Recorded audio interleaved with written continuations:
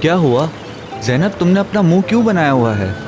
मेरा एग्ज़ाम बहुत बुरा गया। मैंने हर चीज़ एक दूसरे के साथ मिक्स कर दी।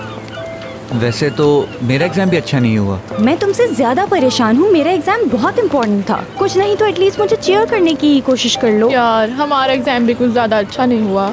मुझे तो कुछ याद ही नहीं था। यकीन करो मैं तो सो गई थी। ज़ैनब, हर कोई तुम्हारे उस ड्राइवर के बारे में बात कर रहा था। Okay enough. तुम लोगों ने इस बात को बहुत बढ़ा दिया है। वो मेरा ड्राइवर। अरे क्या हुआ, हमने ड्राइवर ही तो कहा। मानते हैं तुम्हारा ड्राइवर हैंडसम है। काश वो मेरा ड्राइवर होता। कॉलेज छोड़कर उसके साथ गाड़ी में बैठती और यहाँ से कहीं दूर चली जाती। वाकई में? हाँ क्यों नहीं, पढ़ाई से तंग आ चुकी हूँ। तुम लोग कैसे लोग हो? जाहिर है तुम लोगों की जिंदगियां तो आसान है ना। तुम लोगों की जेबें तो अपने बाप के पैसे से भरी हैं। देखो कौन कह रहा है ये। ज़ैनब, हम प्राइवेट ड्राइवर के साथ नहीं आते हैं।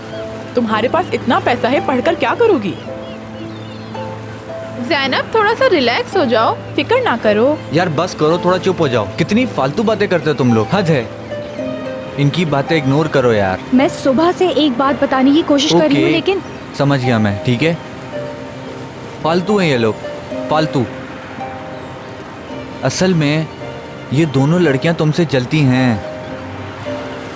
वो किस तरह? जब से तुम्हारे ड्राइवर की बातें कर रही हैं, वो इतना अच्छा है, ये है वो है, तुम्हारी जिंदगी के पीछे पड़ी हैं। है तुम्हारे पास पैसा तो इन लोगों को क्या है? चाहे तुम अपनी जिंदगी जैसे भी जियो, ये तुम्हारी मर्जी है ना। और पैसे के बिना जिंदगी वैसी अधूरी होती है।